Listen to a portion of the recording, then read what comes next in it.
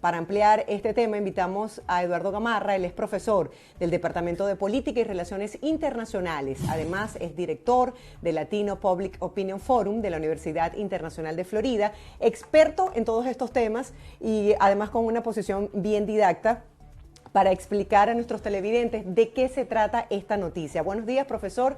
Gracias por acompañarnos. Quisiera que nos hablara un poco acerca de esta frase que dijo Biden durante su conferencia de prensa, diciendo que no prometí de más, probablemente superé lo que cualquiera habría pensado. ¿Tiene coherencia esto con la realidad, lo que fueron las promesas electorales versus la realidad en su primer año de gobierno? Buenos días, bienvenido. Buenos días, un placer estar con ustedes. Sí, mire, Marjorie, yo sí creo que tiene mucha razón el presidente. Es decir, él llegó con una, si bien una victoria electoral holgada, ¿no?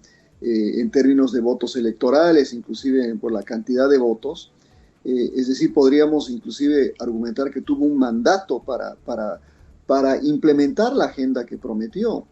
Pero la realidad es otra, que el sistema electoral que tenemos también hace que la diferencia en el Senado sea básicamente de un voto, que es la votación de la vicepresidenta, y que en la Cámara Baja la diferencia también sea muy pequeña, de tal manera que para imponer una agenda ambiciosa es virtualmente imposible, puesto que particularmente en el Senado se necesitan 60 votos por esta famosa ley del filibuster. Entonces, si uno considera esos obstáculos más bien estructurales que tiene cualquier agenda ambiciosa, haber logrado, por ejemplo, la reforma, o sea, los gastos para cambiar la infraestructura de este país, que lo logró recién en noviembre, es un logro muy importante.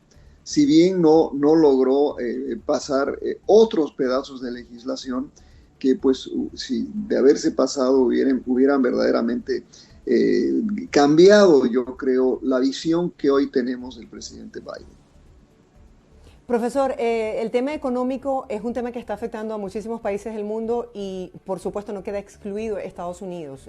Los índices inflacionarios en este país alcanzaron el 7%, una cifra récord en los últimos 40 años. El presidente Biden decía que se sentía orgulloso de que le estuviesen haciendo un referéndum a cómo manejó la parte económica. ¿Usted cree que ha sido una política económica para el país asertiva? O que el COVID ha tenido un impacto demasiado notorio en todo este proceso y era inevitable? El problema es que cuando llegó el presidente había una baja tasa de vacunación. Logramos hoy, pues más del 70% está vacunado. Y el presidente yo creo que apostó demasiado ya a mediados de este año a que habíamos dado la vuelta el tema de COVID y que de ahora en adelante pues era simplemente manejar la pandemia, pero apareció Omicron, apareció Delta antes que eso y hoy estamos más o menos en una situación extraordinariamente compleja, igual respecto a la pandemia, y el presidente pues por supuesto sigue tratando de lidiar con eso y sobre todo el impacto que tiene en la economía. Pero a pesar de eso, él obviamente se vanagloria de haber mantenido una tasa de desempleo bajísima, es la más baja en más de 30 años, y en ese sentido, eso es muy positivo. Él también y el gobierno explica que la tasa de inflación en realidad no es culpa de él, está relacionada a una cuestión estructural que afecta a todas las economías del mundo, hay inflación por doquier. Y se debe sobre todo a lo que está sucediendo, y creo que esto se va a agravar, no mejorar, por la situación en la China, ¿no? que afecta toda la cadena de logística en el mundo y que afecta, por supuesto, al tema más básico de cualquier economía, que es oferta y demanda. Acá hay una enorme demanda, en gran medida por los paquetes de estímulo que fueron implementados por el expresidente Trump y continuados por el actual presidente. Eso ha estimulado o sobreestimulado la economía en un contexto de muy baja oferta. Entonces, eso es inflación, la definición clásica de inflación, y eso no se va a corregir hasta que no logremos reencauzar toda esta cadena global de logística. Profesor, explíquenos en qué se traduce, por favor, este anuncio que hizo la Corte Penal Internacional en relación a la investigación que debe realizar el gobierno de Nicolás Maduro para reflejar los casos de violación de los derechos humanos y los crímenes de lesa humanidad en Venezuela.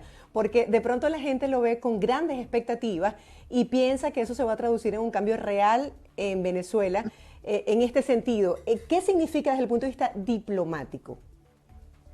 Bueno, la Corte Penal creo que ha hecho lo que tenía que hacer, ¿no? Una investigación, yo creo, muy coherente de la situación en Venezuela, y simplemente pues le pide al gobierno de Venezuela que aclare las acusaciones que se le han venido haciendo durante varios años.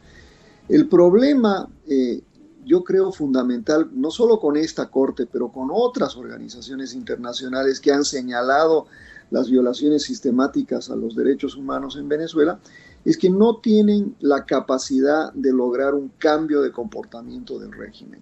Es decir, las violaciones a los derechos humanos continúan hoy y continuaban cuando la Corte visitó a Venezuela.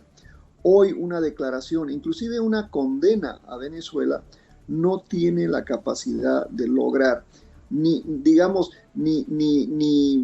que Maduro cambie su actitud, ni que haya un cambio verdaderamente en el trato hacia yo diría, toda la población opositora.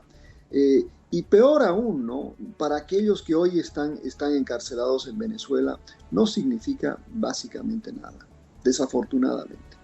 Leyendo la opinión de algunas personas que participaban por las redes sociales con respecto a esta noticia, decían: estamos cansados de que desde afuera no se haga nada por Venezuela y todo quede en diplomacia. Quería conocer su opinión sobre la política de Estados Unidos versus la situación que está viviendo Venezuela. Hay muchas personas que consideran que Estados Unidos tiene muchos problemas en este momento a nivel mundial lidiando con la situación con Rusia, Ucrania, y que Venezuela pasa a un último plano. ¿Usted cree o cómo califica usted la política de Biden con respecto a Venezuela? Bueno, mire, la política de Biden hacia Venezuela es básicamente la continuación de la política que tuvimos bajo Trump, y ha sido la misma política de sanciones que la comenzó el presidente Bush el año 2006. No ha habido una gran variación en esa política. Lo que sí ha habido es una agudización de la crisis en Venezuela y sobre todo el tema de la crisis humanitaria. Pienso hoy que esta política de sanciones individuales sobre todo no va a cambiar, quizás inclusive se torne algo más dura, pero creo que hay hoy en día cierto sentimiento favorable a incrementar la ayuda humanitaria hacia Venezuela por distintos métodos, ya sea inclusive la mayor presencia norteamericana vía, digamos, agencias como USAID o vía la Unión Europea, etcétera. De manera que creo que va a haber una continuación de las sanciones individuales y esta necesidad de incrementar la ayuda humanitaria a Venezuela. Profesor, muchísimas gracias por su visión, por su interesante análisis, siempre de manera tan didacta, comentándonos a todos lo que ha sido su trabajo de investigación durante años. Gracias al profesor Gamarra por acompañarnos el día de hoy, director de Latino Public Opinion Forum de la Universidad Internacional de Florida.